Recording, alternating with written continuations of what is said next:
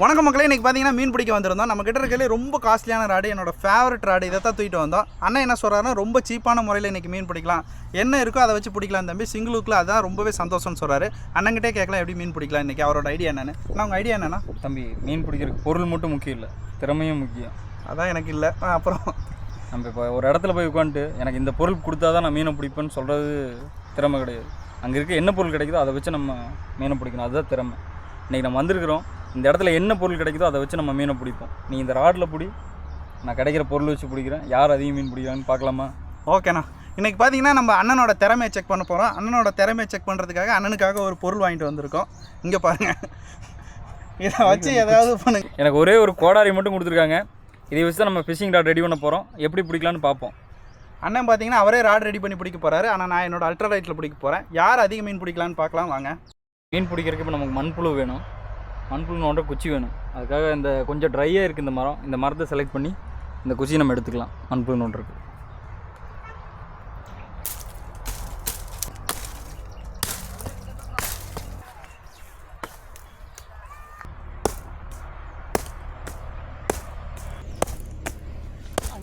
சிங்கிளுக்கு பண்ணால் நம்ம முதல்ல தேவை மண்புழு நோண்டுறதுக்கு நம்ம ஒரு குச்சி ரெடி பண்ணியிருக்கோம். இதை பார்த்தா ஒன் சைடு மட்டும் ஷார்ப் பண்ணியிருக்கோம், அப்போ தான் குச்சி நல்லா ஸ்ட்ராங்காக இருக்கும் தோண்டும்போது.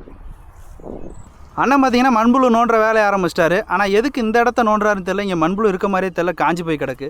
ஆனால் இங்கேயான நோண்டிகிட்டு இருக்கீங்க? கண்டிப்பாக இங்கே மண்புழு இருக்குது தம்பி. மண்புழு தோண்டுறது சாதாரண வேலை இல்லை, எல்லா இடத்துல தோண்டலாம், எல்லா பக்கம் மண்புழு கிடைக்காது. மண்புழுவோட கழிவு மேலே இருக்கும் குட்டு குட்டாக, அந்த இடத்த நம்ம கரெக்டாக ஃபஸ்ட்டு பார்க்கணும். அந்த இடத்துல தோண்டிங்கன்னா மண்புழு கண்டிப்பாக இருக்கும், சும்மா பார்த்த இடத்துல தோண்டக்கூடாது. மண்புழு கழிவு மேலே இருக்கான்னு ஃபஸ்ட்டு பார்க்கணும். இதோ இங்கே வாங்க, இந்த இடத்துல மண்புழுவோட கழிவு இருக்குது, டாட்டாக மேலே வச்சுருக்கும். அந்த கழிவை பார்த்து அந்த இடத்துல தோண்டினோம்னா கண்டிப்பாக மண்புழு அங்கே இருக்கும். இப்போ இந்த இடத்துல மண்புழு இருக்குங்க? கண்டிப்பாக இருக்குது மண்புழு. நோண்டி காட்டுங்க பார்ப்போம்.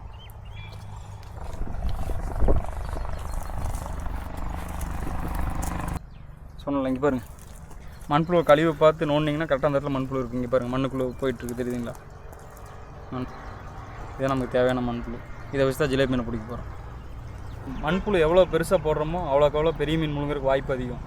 அதனால் நம்ம தோன்றதே ரொம்ப பெரிய பெரிய மண்புழுவாக பார்த்து தோண்டி தான் எடுக்கணும், செலக்ட் பண்ணி தான் எடுக்கணும். எப்படி கண்டுபிடிச்சிங்க இங்கே எவ்வளோ பெரிய மண்புழு இருக்குன்னு? அது ஒரு கலை தான் தம்பி. இப்போ கழிவு சின்னதாக இருந்ததுன்னா அந்த இடத்துல சின்ன மண்புழு அதிகமாக இருக்கணும், கழிவு பெருசுனா அந்த இடத்துல பெரிய மண்புழு இருக்குதுன்னு அர்த்தம். அதனால் நம்ம அந்த கழிவை பார்த்து அதை கணிச்சு அந்த இடத்துல தோணுனோம்னா பெரிய மண்புழு நமக்கு கண்டிப்பாக கிடைக்கும். ஓகேண்ணா. நமக்கு எவ்வளோ மண்புழு தேவைப்படும்? நம்ம மொத்தம் ஒரு 30 மண்புழு பக்கத்தில் எடுத்துப்போம். அதை வச்சு முடிஞ்சளவு நம்ம தேவையான மீன் கண்டிப்பாக கிடச்சிரும், பிடிச்சிடலாம். ஓகேண்ணா, மண்புழு நோண்டுங்க.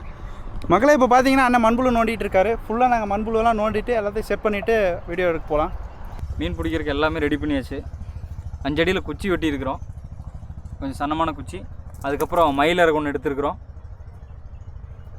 ஒரு 3 ரூபா தூண்டி முள் ஒன்று, கொஞ்சம் 20 mm நரம்பு. இதை வச்சு தான் நம்ம ஜிலேபி மீனை பிடிக்க போகிறோம். நம்ம மயில் ரெக்கை எடுத்து ஒரு லப்பர் பேண்ட் போட்டு கட்டியாச்சு, மயில் ரெக்கையை கட்டியிருக்கிறோம். அடுத்தது தூண்டி முள் 3 ரூபா முள் வாங்கியிருக்கோம், இதையும் கட்டிடுவோம். இது எப்படி கட்டுறதுன்னு பார்த்துங்க. நாங்கள் ரெகுலராக யூஸ் பண்ணுற நாட்டு, இந்த நாட்டு.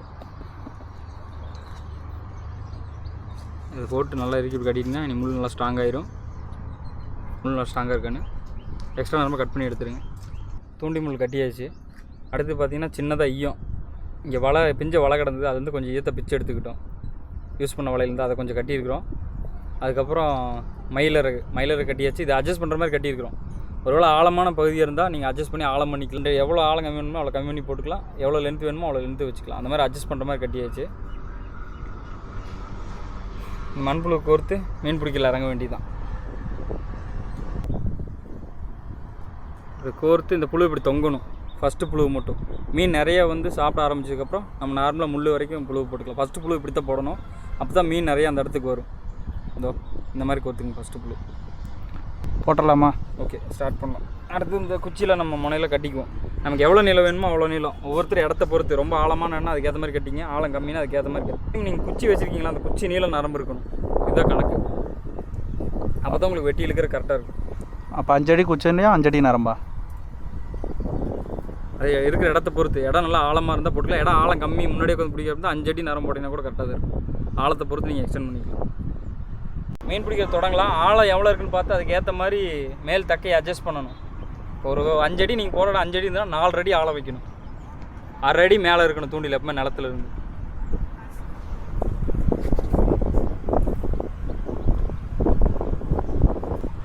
இந்த பக்கம் பார்த்தீங்கன்னா நம்மளோட அல்ட்ராலைட் ராடு ரெண்டு பக்கம் ரெண்டு என்ன இன்னைக்கு ரொம்ப ஜாம் ஆகுது. பக்கம் ரெண்டை போட்டாங்க. இப்போ எதில் மீன் மாட்டுதுன்னு பார்க்கலாம். கடிதானா? மீன் கடிக்குது, இப்போ தான் கடிக்க ஆரம்பிச்சுங்க.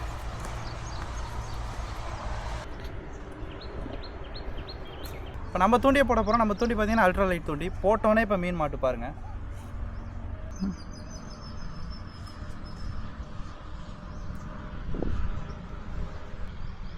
வெளிச்சு போடி மாட்டி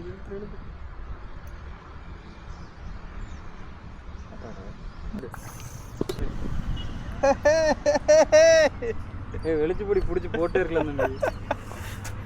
நம்ம தூண்டியில் ஃபஸ்ட்டு மீன் மாட்டிக்கிச்சு தெரியுதா?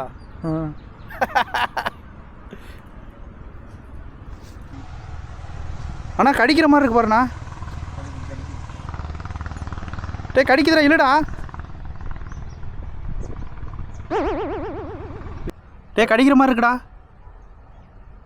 அடிச்சா ஓடு, காட்டு, தள்ளு, கிட்ட கொண்டா. என்ன அந்த கடலில் ஒரு மீன் இருக்குங்களா? அது என்ன மீன்? மத்தி இல்லை தம்பி, பச்சை கலர் நீளமாக இருக்குங்களா? இது என்ன மீனே தெரியலையே. ஏதோ கொடூரமான வெளிச்சப்பொடின்னு நினைக்கிறேன். சில்வர் கார்ப்போட குஞ்சு மாதிரி இருக்குது. ஆமாம், இந்த இது மாதிரி இருக்குண்ணா கடலில். ஆனால் பச்சை கலர் ஒன்று வேற கூட இருக்குல்ல. பேரக்கூடாவா இல்லையே, என்ன கருமனே தெரியல. பேரக்கூடாவோட ஸ்மால் ப்ரீட், ஹைப்ரிட் இல்லை ஸ்மால் ப்ரீட். வாய் பாருங்க அப்படி எனக்கு அரவணா மாதிரி இருக்குதா தம்பி? ஆமாண்ணா கரெக்டா. இந்தாங்க வண்டு பிடிச்சா முதல் மீன். சுகுமாரண்ண கணக்கு இனிமேல் தான் கவுண்ட் ஆக போகுது. மாட்டிச்சா? எடுண்ணா. என்ன மீன்னா காட்டுங்க. நல்ல ஜிலேபி மீன்னா, சைஸாக இருக்கே. இதான் காரும் ஜிலேபி மீன். நல்ல மீனாக மாட்டியிருக்கு. நல்லா மொறுமொறுன்னு இன்றைக்கி வறுத்துற வேண்டியதுதான்.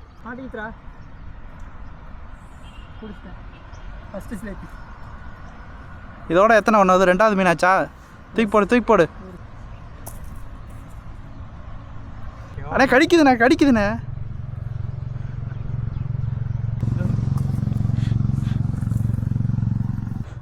அடுத்த ஒரு சுகுமாரனோட ஜிலேபி. ஏதோ கடிக்கிற மாதிரி இருக்குண்ணா. டே கடிக்குதுடா, அங்கே பாடுறா. இல்லைடா வேமா. தூக்கி போடு, மேலே தூக்கி போடு. ஆ கழட்டி போடுறா. போடுனா போட்டுறேன் அவ்வளோதான். வேறு நல்ல ஜிலேபி மீன் இன்னொன்று மாட்டிக்கிச்சு. செத்துருச்சா? இதெல்லாம் வந்து அல்ட்ராலைட்டில் பிடிச்சது. இந்த ரெண்டு பார்த்தீங்கன்னா சுகுமாரனை தூண்டியில் பிடிச்சது. சுகுமாரன் அங்கே இன்னும் வேட்டையை ஆடிக்கிட்டு இருக்காரு. அடிச்சா? தூக்கு கழட்டி போட்டாக்குன்னு விட்டுட்டியா? அடா ஏன்டா அண்ணா மறுபடியும் மாட்டிச்சா? சின்ன மீன் ரொம்ப உயிருக்கு போராடிக்கிட்டு இருக்கு. என்ன அந்த குட்டி மீன் தான் மாட்டிச்சா உங்களுக்கு? டக்குன்னு எடுங்கண்ணா ஒன்று.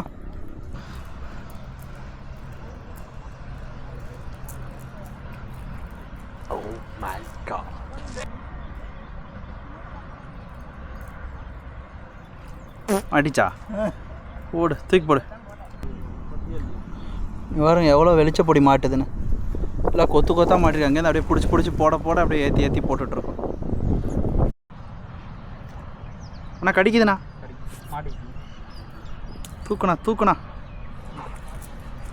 காட்டுண்ணா. ஜிலேபி நல்லா அருமையான ஒயிட் ஜிலேபி மாட்டிருக்கு. இதோட பார்த்தீங்கன்னா அண்ணன் கணக்கு 4 ஆயிடுச்சு. 4 மீன், முருகன் கணக்கு 4 மீன். நம்ம அல்ட்ராலைட்டில் பிடிச்ச மீன். ஆனால் பார்த்தீங்கன்னா அல்ட்ராலைட்டில் பிடிச்சது 2 ஜிலேபி, 2 பார்த்தீங்கன்னா இந்த வெளிச்சப்பொடி மாட்டியிருக்கு. ஒன்றை தண்ணிக்குள்ளே விட்டான். இது மீன் பார்த்தீங்கன்னா நம்ம வெறும் குச்சியும் ஒரு 3 ரூபா முள்ளு வச்சு கட்டி 4 மீன் பிடிச்சிருக்கிறோம் தூண்டில், வெறும் மண்புழு தூண்டி. இது 5000 ரூபா தூண்டில் செட்டை வச்சு பிடிச்ச மீன். இதுக்கு வித்தியாசம் பாருங்கள். ரெண்டும் ஒரே அளவு தான் இருக்குது, எந்த வித்தியாசமும் இல்லை. பிடிக்கிற திறமையில தான் இருக்குது மீன்.